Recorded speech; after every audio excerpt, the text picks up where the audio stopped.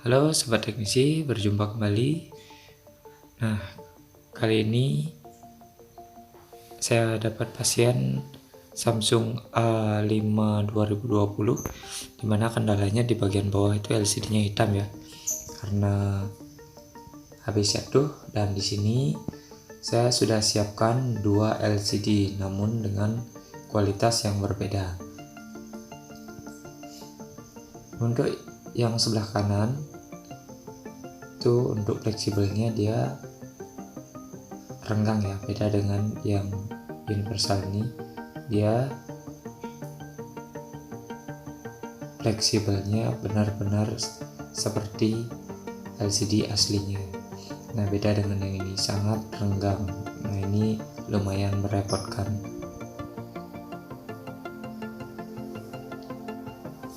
Bisa dilihat ya perbedaannya.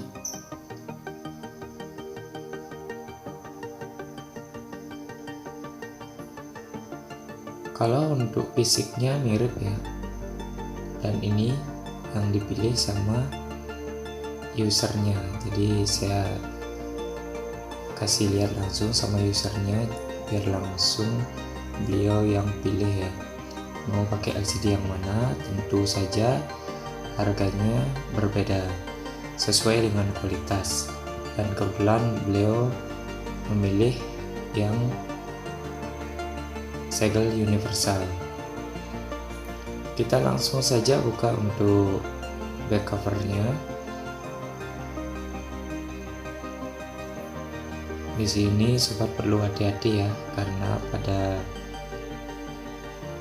bagian sebelah kiri fingerprint itu ada fleksibel, dan bagian tengah itu dilem lumayan kuat. Jadi perlu hati-hati, jangan sampai fleksibelnya putus.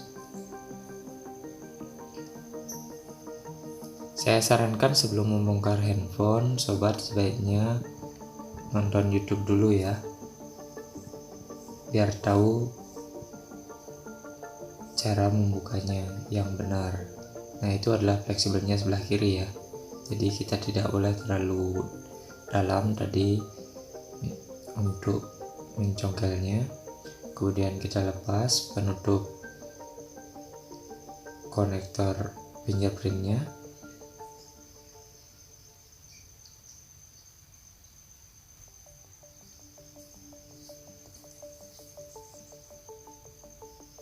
Oke, kita langsung saja buka bautnya.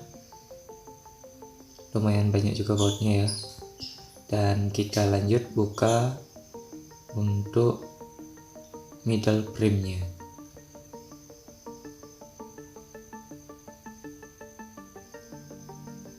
Untuk proses pengerjaannya ini kebetulan dilihat langsung sama yang punya handphone ya, karena di sini kita melayani penggantian seperti ini, prosesnya bisa ditunggu. Oke sobat, untuk mengetahui kondisi LCD-nya saya coba dulu ya. Nah, di sini saya coba untuk LCD yang pertama.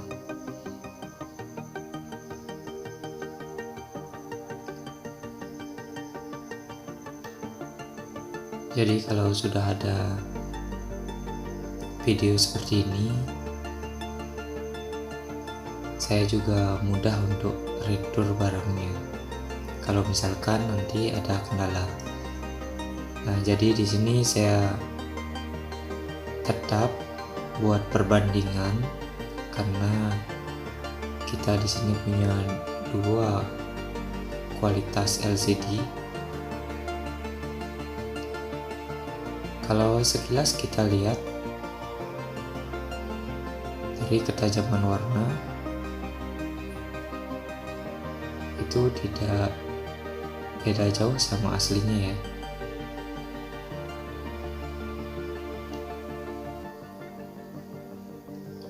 Oke, ini LCD-nya normal. Saya hanya mau cek untuk fungsinya saja ya. Jadi LCD ini tidak saya pasang untuk saat ini karena pemilik handphone maunya yang segel universal tadi. Dan kebetulan beliau inginnya supaya handphonenya itu rapi dan presisi. Kalau misalkan LCD itu terlalu tebal, otomatis di bagian pinggir akan terlihat seperti terangkat ya. Dan untuk proses pengeleman juga susah.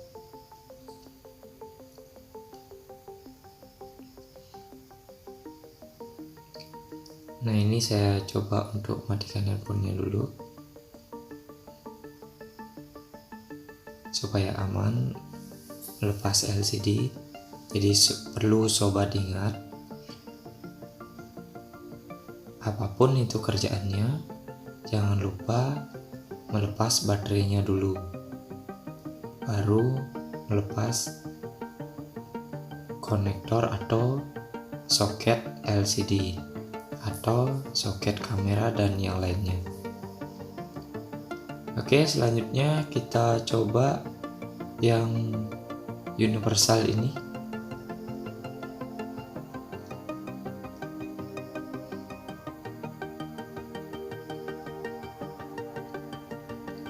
Jadi sebelum LCD benar-benar dipasang dan dilem, sebaiknya sobat cek dulu ya semua fungsinya. Kalau misalkan pada saat pengecekan seperti ini, itu LCD-nya aman, layar sentuhnya juga berfungsi, dan kemudian pada saat dipasang, bila mana misalkan LCD-nya layarnya gelap atau layar sentuhnya gerak-gerak sendiri, nah itu biasanya ada yang nge-ground ya, atau kapasitor di bagian fleksibel ada yang short. Jadi LCD-nya jangan langsung dibuang ya, karena tentu saja LCD yang sudah dilem dan untuk segel sudah dirobek itu garansi otomatis tidak berlaku. Nah, ini sudah kelihatan ya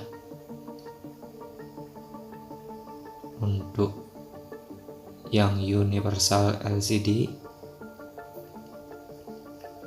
Ini HP-nya agak lemot ya, jadi harus sedikit bersabar. Tadi di awal sudah kelihatan pemberitahuan untuk menghapus beberapa file.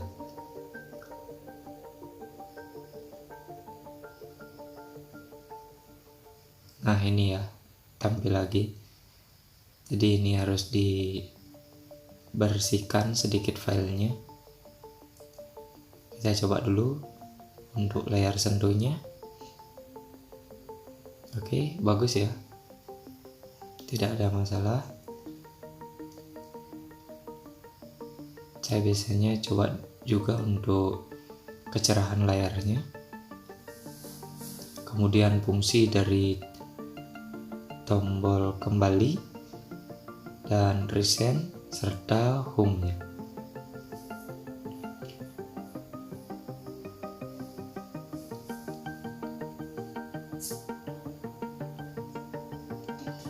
Kita coba untuk manual test, kemudian ke device-nya. Di device kita coba hard writing. Kita coba pada semua bagian LCD untuk memastikan layar sentuhnya berfungsi dengan baik. Jika sudah, kita langsung kembalikan saja. Kita matikan handphonenya dan kita lanjut untuk proses berikutnya.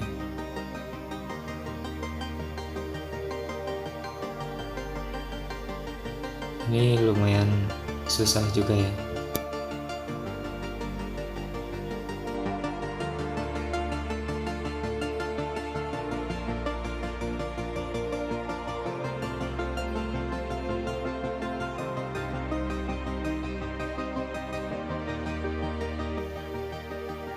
dengan posisi ini memang saya agak kesulitan untuk mematikan handphonenya.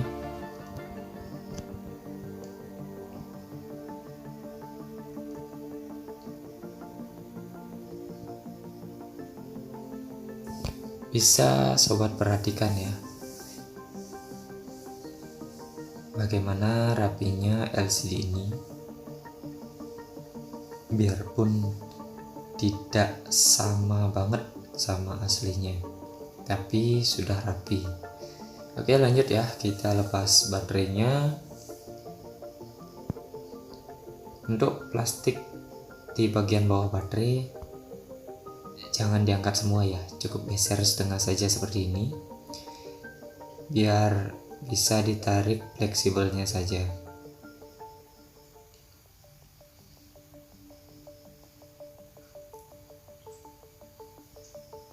Untuk pengangkatan LCD saya menggunakan mica bekas tempered glass. Nah, lumayan cepat ya seperti tadi prosesnya. Kalau sudah terbiasa itu tidak akan jadi masalah ya, cuma perlu berhati-hati saja. Nah, ini untuk jaring di speaker bagian atas. Orang bilang biasanya ini speaker telepon gitu ya. Itu saya pindahkan ke LCD yang baru. Tapi alangkah baiknya untuk jaringnya ini dilem langsung pada bagian frame ya, karena akan minimal atau meminimalis resiko LCD terkena lem berlebihan. Nah, sebelum saya pasang, saya biasanya bersihkan dulu, karena di bagian ini memang sangat rentan kotor atau kemasukan debu, dan kalau sudah banyak jadinya menempel, dan biasanya suara orang atau lawan bicara kita itu kecil sekali suaranya. Nah, ini salah satu penyebabnya ya, karena bagian lubang-lubang di jaring ini tertutup sama kotoran ataupun debu.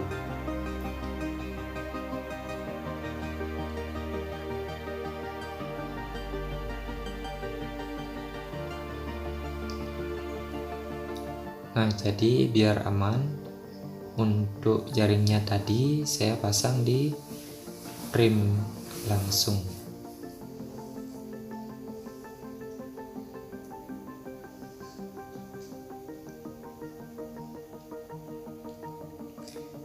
Untuk memastikan LCD-nya nanti dipasang secara presisi,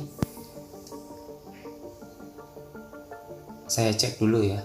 Jadi tidak langsung dilem, dicek dulu apa semuanya sudah presisi. Untuk lem yang di frame itu sisa-sisanya tadi itu harap dibersihkan dulu. Jadi untuk pengecekannya saya biasanya memutar seperti ini secara menyeluruh. Kalau misalkan ada sisa lem, biasanya dia agak menonjol atau nanti LCD-nya akan renggang. Jadi kalau sudah menggunakan LCD yang seperti ini, yang mana untuk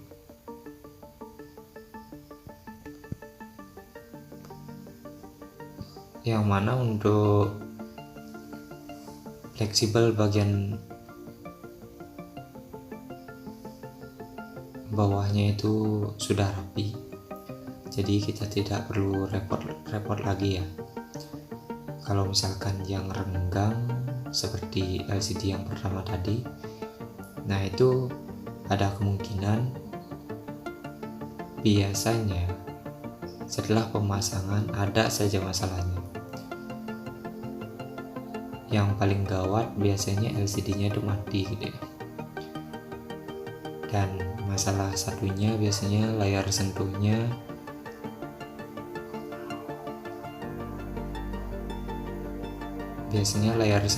itu main-main gitu ya, gerak-gerak sendiri dia. Untuk pemasangan lem itu jangan terlalu banyak ya, sedikit saja, dan di sekitar area bagian dalam tuh dibersihkan dulu debunya, baru dipasang LCD-nya. Jadi kita kerja diusahakan sebersih mungkin ya.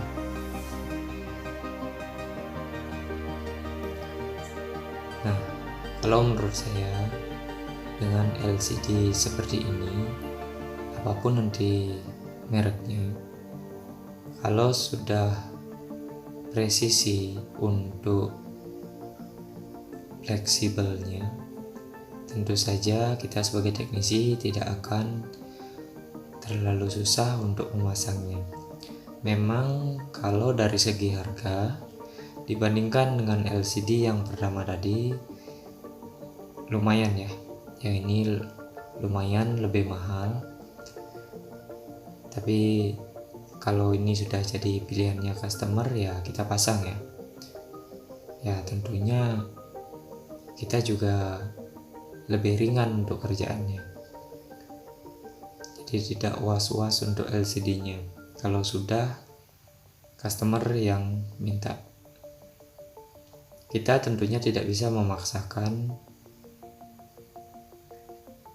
pada customer harus pasang yang ini ya.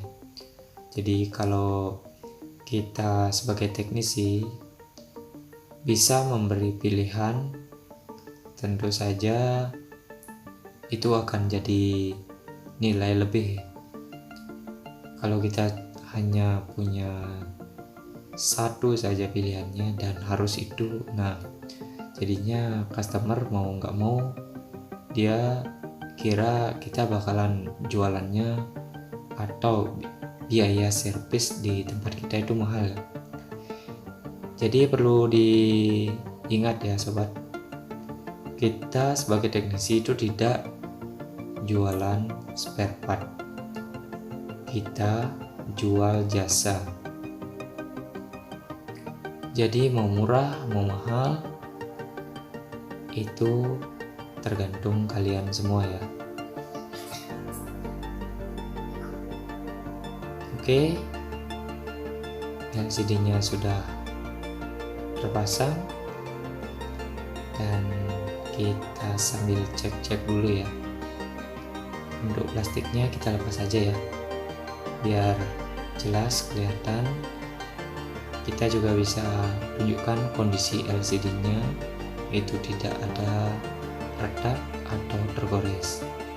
Kalau dibiarkan seperti tadi itu meragukan tentunya. Wah ini bandel ya, keluar lagi memorinya full ini.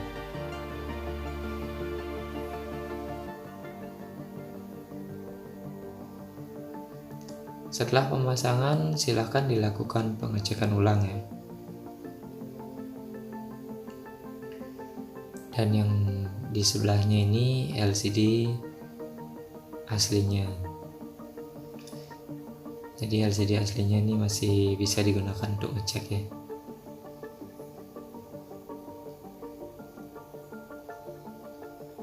Kalau kita lihat dari tampilan LCD-nya lumayan bagus ya.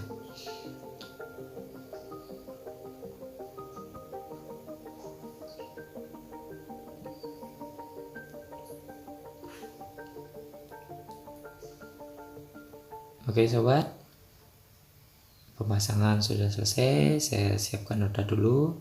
Terima kasih, jangan lupa subscribe.